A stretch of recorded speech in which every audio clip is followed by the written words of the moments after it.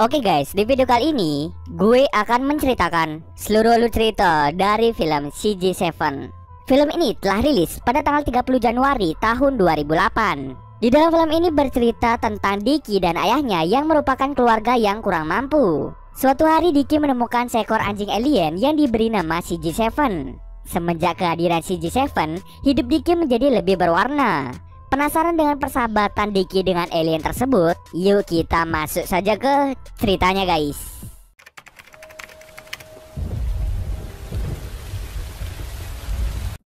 Film ini diawali dengan memperlihatkan sebuah keluarga yang kurang mampu. Mereka terdiri dari sang ayah bernama Chouty dan juga seorang anak laki-lakinya yang bernama Dicky. Ibu Dicky sudah lama meninggal karena sakit yang dideritanya. Saat ini Chouty bekerja keras untuk menghidupi anaknya. Mereka berdua tinggal di sebuah rumah rusak yang sebenarnya tidak layak untuk ditinggali. Saat ini Dicky bersekolah di salah satu sekolah dasar. Dicky sering dikucilkan oleh teman-temannya karena dia adalah orang yang tidak mampu yang setiap hari menggunakan pakaian kotor. Di saat jam istirahat, Dicky membantu seorang gadis bernama Maggie yang juga sering dikucilkan di sekolah akibat badannya yang sangat besar. Setelah Dicky membantu Maggie terlihat seperti menyukai si Dicky. Ayahnya Dicky yaitu Chouty bekerja sebagai seorang tukang bangunan, tapi ia sangat ceroboh dalam melakukan pekerjaannya. Walaupun begitu, ia masih tetap gigih dalam bekerja demi menghidupi dan menyekolahkan anaknya. Chouty memiliki cita-cita untuk memberikan pendidikan tinggi untuk Dicky agar Dicky menjadi orang yang lebih berguna. Walaupun hidup mereka selalu kekurangan, Chouty mengajarkan Dicky untuk tidak pernah mencuri, merampok dan mengambil apapun yang bukan miliknya. Chouty hanya meminta Dicky untuk selalu belajar dan fokus dalam sekolahnya.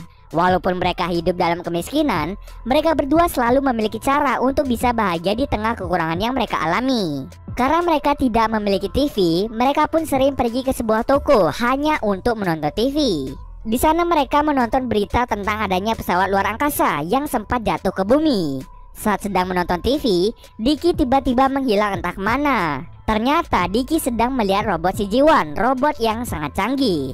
Dicky pun merengek dan meminta ayahnya untuk membelikannya robot tersebut.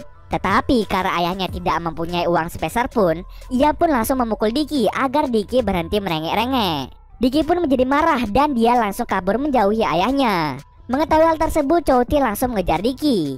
Ia menemukan Dicky sedang bersama dengan gurunya yang bernama Miss Yuen. Miss Yuen adalah salah satu guru yang mau menjaga dan perhatian pada Dicky di sekolah. Saat pertama kali melihat Miss Yuen, Chouty sangat terpesona karena kecantikannya. Malam harinya Chouty pergi ke tempat barang rongsokan untuk mencari sepatu bekas untuk Dicky. Tapi di sana ia malah bingung karena melihat pesawat luar angkasa yang tiba-tiba saja terbang.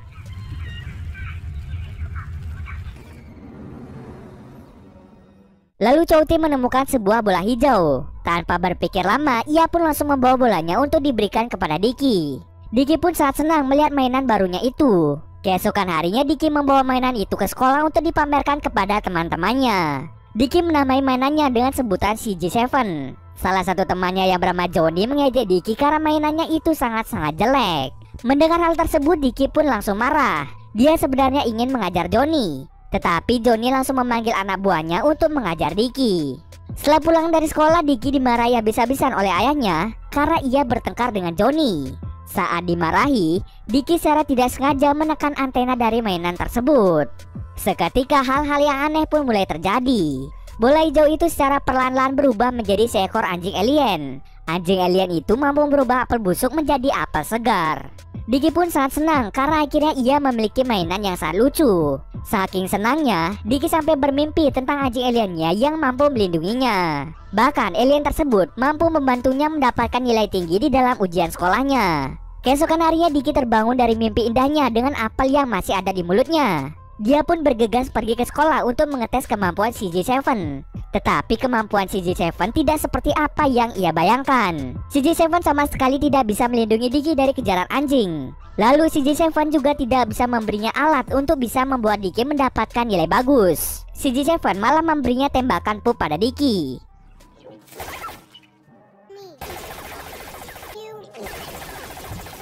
Karena Dicky sangat-sangat kotor, ia pun dibandingkan di depan para guru dan murid-murid yang lain. Dicky menjadi sangat kesal pada CJ7 karena kemampuannya yang tidak sesuai dengan mimpinya. Ia pun langsung membawa CJ7 ke tempat sampah dan meninggalkannya di sana. Tak lama setelah itu Diki menyadari bahwa ia melakukan kesalahan dengan membuang CJ7 ke tong sampah. Ia pun segera pergi ke tong sampah untuk mencari mainannya. Saat kembali ternyata tong sampah itu sudah dalam keadaan kosong. Lalu Diki berusaha mengejar sebuah truk sampah, akan tetapi Diki sama sekali tidak berhasil. Saat ia pulang ke rumah, CJ7 sudah berada di rumah bersama dengan Chouty. Chouty sangat bingung dengan makhluk aneh ini.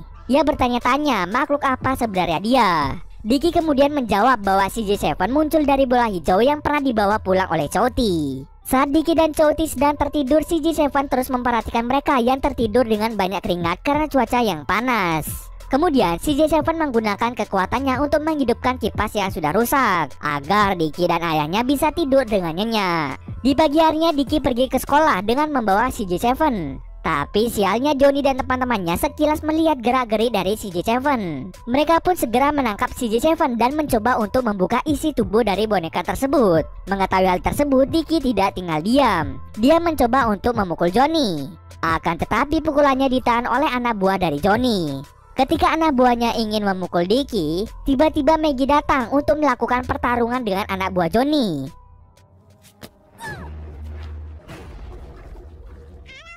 Aksi perkelahian mereka dipergoki oleh salah seorang guru.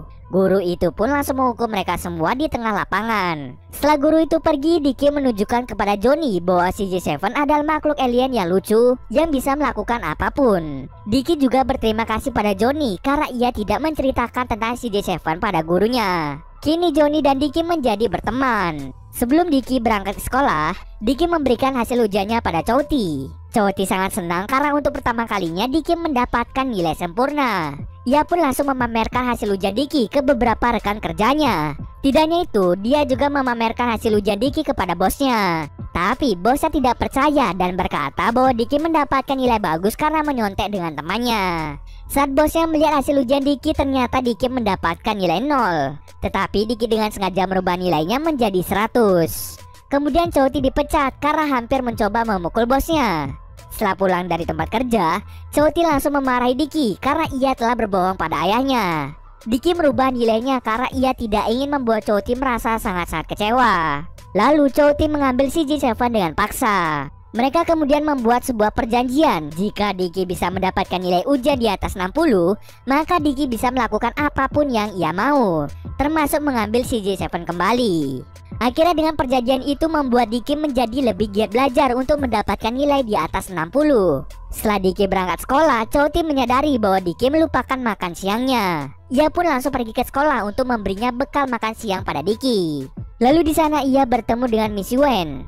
Chouty meminta Miss Yuen untuk memberikan bekal makan siangnya pada Diki.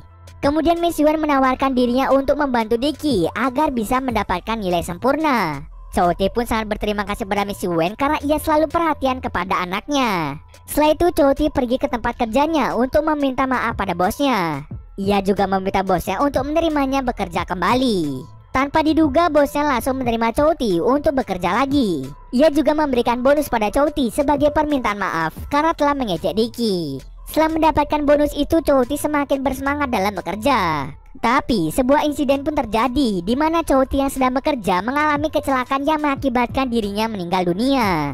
Sementara itu Diki akhirnya berhasil mendapatkan nilai 65 di dalam ujiannya. Diki pun sangat senang karena akhirnya ia bisa membuktikan pada ayahnya jika dia bisa mendapatkan nilai di atas 60. Lalu Miss Yuen menemui Diki dan memberitahukannya bahwa ayahnya telah meninggal karena kecelakaan saat bekerja. Diki pun sangat terpukul dan bersedih setelah mendengar kabar ayahnya. Di sisi lain, CJ7 masih berada di dalam tas Chouty yang berada di dekat mayatnya. Melihat Chouty tidak bernyawa, CJ7 mencoba untuk menyembuhkan luka-lukanya. Dengan usaha yang sangat keras, akhirnya membuat Chouty bisa hidup kembali. Karena terlalu memaksakan diri, CJ7 menjadi terkulai lemas karena kekuatannya yang habis. Keesokan paginya Diki terbangun dan melihat ayahnya tertidur di sampingnya. Melihat hal tersebut, Diki langsung memeluk erat ayahnya. Ia berjanji bahwa dirinya tidak nakal dan berusaha untuk mendapatkan nilai yang terbaik. Mereka yang sedang berpelukan tiba-tiba mendengar suara yang berasal dari CJ7. Rupanya CJ7 mengerahkan seluruh kekuatannya agar ayah Diki bisa hidup kembali. Setelah menyembuhkan Chouty, CJ7 menjadi sangat-sangat lemah dan antena di kepalanya menjadi warna merah. Perlahan-lahan si J7 mulai tidak sadarkan diri dan antena di kepalanya mulai terjatuh dan hancur seketika. Tak lama setelah itu, si J7 berubah menjadi boneka seutuhnya. Choti dan Diki menjadi bingung karena hal tersebut.